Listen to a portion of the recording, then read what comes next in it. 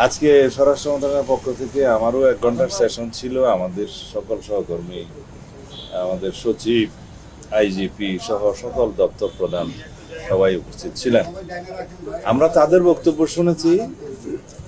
মাঠ প্রশাসন থেকে যে সমস্ত বিষয়ে তারা জানতে চেয়েছিলেন এবং আমাদের কিছু বক্তব্য ছিল, সেটা মাঠ প্রশাসনের সাথে আমরা কিভাবে কাজ করব, তারা কিভাবে দায়িত্ব পালন করবেন সেই হিসাবে আমরা কিছু অনুশাসন দিয়েছি, অনুরোধ করেছি, পরামর্শ দিয়েছি। তার মধ্যে নির্বাচন উপলক্ষে যে সমস্ত প্রাক নির্বাচনী সময়ে আর কি লাইসেন্সকৃত আগ্নেয়াস্ত্র জমা প্রদান করতে বলা হয়েছিল জনসাধারণকে, সেই অস্ত্রগুলো এখনো ফেরত প্রদান করা হয়নি। সেই বিষয়ে আমরা একটা চিঠি দিয়েছি মন্ত্রণালয় থেকে, এবং সেগুলো যাতে যথাশীঘ্র ফেরত প্রদান করে সেজন্য আমরা পরামর্শ দিয়েছি এবং লিখিত আকারে মন্ত্রণালয় চিঠি যাবে। সেখানে কয়েকটি ক্যাটাগরি আছে। যে সমস্ত লাইসেন্সগুলো 2009 সালের 6 জানুয়ারির আগে ইস্যু করা হয়েছিল সেগুলো ফেরত দেবে। যে সমস্ত লাইসেন্সগুলো 2024-এর 5 আগস্টের পরে ইস্যু করা হয়েছে সেই সমস্ত লাইসেন্সের অন্তর্ভুক্ত অস্ত্রগুলো ফেরত দিতে হবে। 2009 সালের 6 জানুয়ারি থেকে 2024 সালের 5 আগস্ট পর্যন্ত এই সময়ের ভিতরে রাজনৈতিক বিবেচনায় এবং নীতিমালা বহির্ভূতভাবে যে সমস্ত লাইসেন্স ইস্যু করা হয়েছিল সেগুলো যাচাই বাছাই করার জন্য আমরা একটা জেলা পর্যায়ে কমিটি করে দিয়েছিলাম ইতিপূর্বে। সেই কমিটির বিবেচনায় যেগুলো নীতিমালা বহির্ভূত এবং রাজনৈতিক বিবেচনায় দেওয়া হয়েছে বলে প্রতীয়মান হয়েছে তাদের কাছে সেগুলো বাদে বাকি লাইসেন্সের অন্তর্ভুক্ত অস্ত্রগুলো ফেরত দিবে।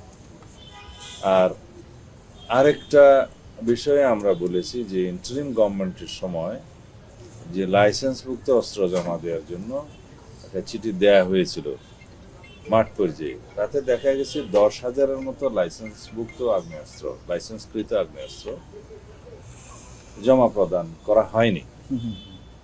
সেগুলোর বিষয়ে এই অস্ত্রগুলো উদ্ধারের জন্য এবং উদ্ধার করে সেগুলো বাজেয়াপ্ত করার জন্য মামলা করার জন্য আমরা আবার তাদেরকে অনুরোধ করেছি এবং এই বিষয়ে কি গৃহীত ব্যবস্থা হয়েছে আইনানুগভাবে কতটুকু আমরা অগ্রগতি অর্জন করেছি বা যেগুলো এখনো পর্যন্ত উদ্ধার করা হয়নি, বাজেয়াপ্ত করা হয়নি, সেই বিষয়ে তাদেরকে তৎপর হওয়ার জন্য অনুরোধ করেছি।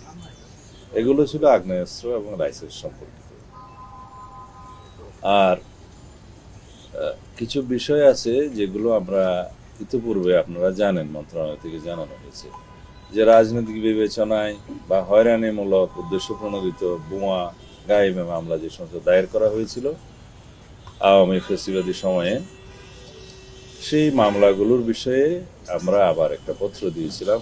আমরা দায়িত্ব গ্রহণের পরে ইন্টারিম গভর্নমেন্টের সময় কিছু মামলা প্রত্যাহার করা হয়েছে, কিন্তু সেখানে কিছু কিছু মামলা, কিছু শ্রেণীর মামলা অন্তর্ভুক্ত করা হয়নি, যেমন হত্যা মামলা, অস্ত্র মামলা, নারী নির্যাতন, মাদক পাচার, মানব পাচার, এই সমস্ত কিছু মামলা এর আওতাভুক্ত করা ছিল না তখন।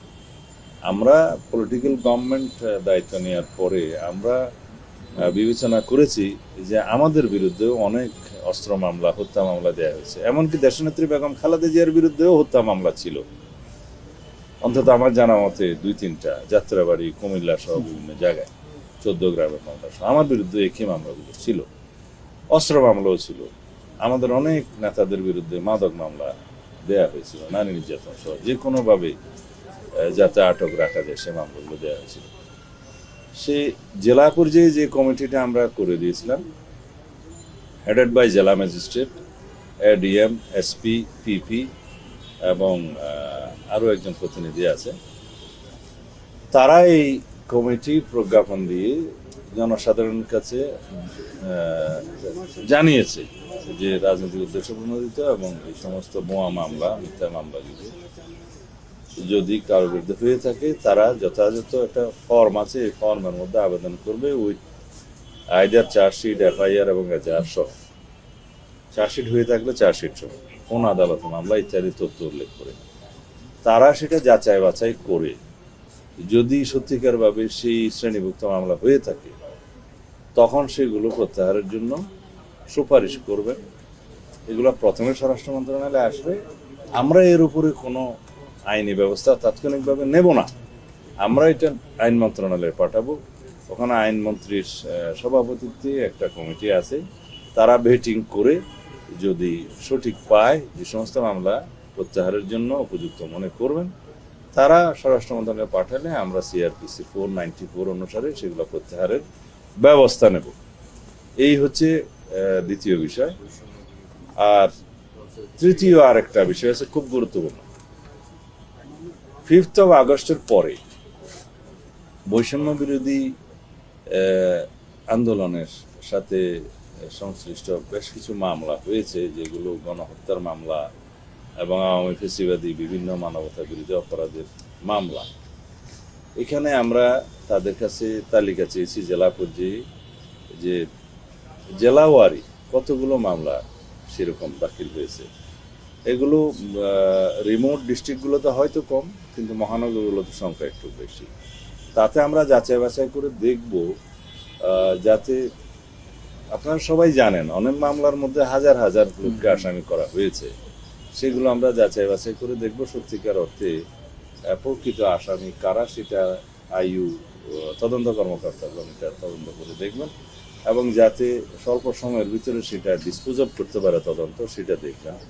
আর যাদেরকে উদ্দেশ্যপ্রণোদিতভাবে মামলায় অন্তর্ভুক্ত করা হয়েছে তাদেরকে যাতে নিষ্কৃতি দেয়, সেই সুপারিশটা আমরা করেছি। তবে এটা আইনানুগভাবেই হবে, আইনি প্রক্রিয়াই হবে। আর কি বিষয় ছিল? হ্যাঁ, আসন্ন ঈদুল আজহা উপলক্ষে আমাদের মাননীয় প্রধানমন্ত্রী একটা মিটিং ডেকেছিলেন, তার সভাপতিত্বে আমরা সেই সবার কিছু সিদ্ধান্ত জেলা প্রশাসকদেরকে জানিয়েছি।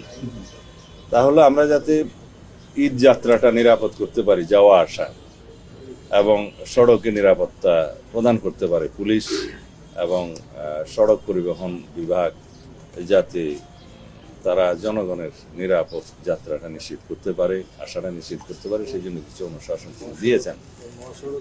সেরকম সিদ্ধান্তগুলোর মধ্যে একটা হচ্ছে সড়ক মহাসড়কের উপরে কোনো রকমের পশুর হাট অনুমতি দেওয়া হবে না। রেল লাইনের অতি সন্নিকটে কোনো পশুর হাট অনুমতি দেওয়া হবে না। আর যে সমস্ত হাটবাজারে, বড় বড় হাটবাজারে অনেক সময় দেখা যায় যে বিভিন্ন জাল জালিয়াতি হচ্ছে, সেগুলো বডি ক্যামেরা নিয়ে পুলিশ পাহারা দিবে, এবং অনেক জায়গায় জাল নোটের কিছু কারবার দেখা গেছে অতীতের অভিজ্ঞতা। সেখানে জাল নোট ভেরিফিকেশনের জন্য পুলিশের পক্ষ থেকে কিছু মেশিন সরবরাহ করা হবে। ব্যাংকগুলো সেই ব্যাপারে কাছাকাছি যেগুলো আছে তৎপর থাকবে, এবং যাতে ডিসিপ্লিন রক্ষা করা যায় সেই জন্য আরও কিছু আমরা ব্যবস্থা নিয়েছি। আর আমরা 7 দিন আগে, ঈদুল আজহার 7 দিন আগে পুলিশ হেডকোয়ার্টারে একটা monitoring cell, central monitoring cell আমরা স্থাপন করব। সারা দেশের সাথে যোগাযোগ থাকবে, মহাসড়কগুলোকে যেখানে যেখানে ক্যামেরা আছে ক্যামেরা দিয়ে মনিটর করা হবে, আর যেখানে যেখানে নাই সেখানে আমরা যথোপযুক্ত ব্যবস্থা করব, যাতে অতীতের অভিজ্ঞতা থেকে আমরা যা শিক্ষা নিয়েছি সেগুলো অ্যাপ্লাই করে যাতে আমরা একটা নজির স্থাপন করতে পারি, যে নিরাপদে আমাদের এই ঈদ যাত্রাটা এবং আশাটা নিশ্চিত করতে পারি। সেই জন্য একটা ছোট্ট শেষ করি, যে সমস্ত জেলায় নৌ পরিবহনের মাধ্যমে ফেরিঘাট আছে আর কি যাতায়াতের, ফেরিঘাটগুলোতে নিরাপদ যাতে যাত্রীরা বাস থেকে নেমে উঠে এবং নামার সময় যাতে আবার নেমে যায়, এটা নিশ্চিত করার জন্য জেলা প্রশাসন, পুলিশ এবং নৌ পরিবহন ডিপার্টমেন্ট সেটা সচেষ্ট থাকবে। সাইনবোর্ড টানিয়ে দিবে, মাইকিং করবে, জনগণকে অনুরোধ জানাবে, সচেতনতা সৃষ্টি করবে যাতে নৌ দুর্ঘটনাটা এবং ফেরির দুর্ঘটনাটা না হয়। এই জাতীয় আরো অনেক সিদ্ধান্ত নেওয়া হয়েছে, আমরা জানিয়েছি। আর চামড়া পরিবহনের বিষয়ে একটা গুরুত্বপূর্ণ তথ্য আছে, সচিব সাহেবকে ধন্যবাদ। আমরা ওই বিসিক থেকে এবং কমার্স মিনিস্ট্রি, ইন্ডাস্ট্রি মিনিস্ট্রি থেকে বিভিন্ন উদ্যোগ গ্রহণ করা হয়েছে। বিশেষ করে গ্রামীণ পর্যায়ে, উপজেলা পর্যায়ে আমরা লবণ সরবরাহ করব বিনামূল্যে, যাতে চামড়া সংরক্ষণ করা যায় 7 দিন পর্যন্ত, এবং ক্রমান্বয়ে ঢাকা অথবা মহানগরগুলোতে যেখানে ট্যানারি আছে সেখানে আসা যায়, বিশেষ করে ঢাকা অভিমুখে।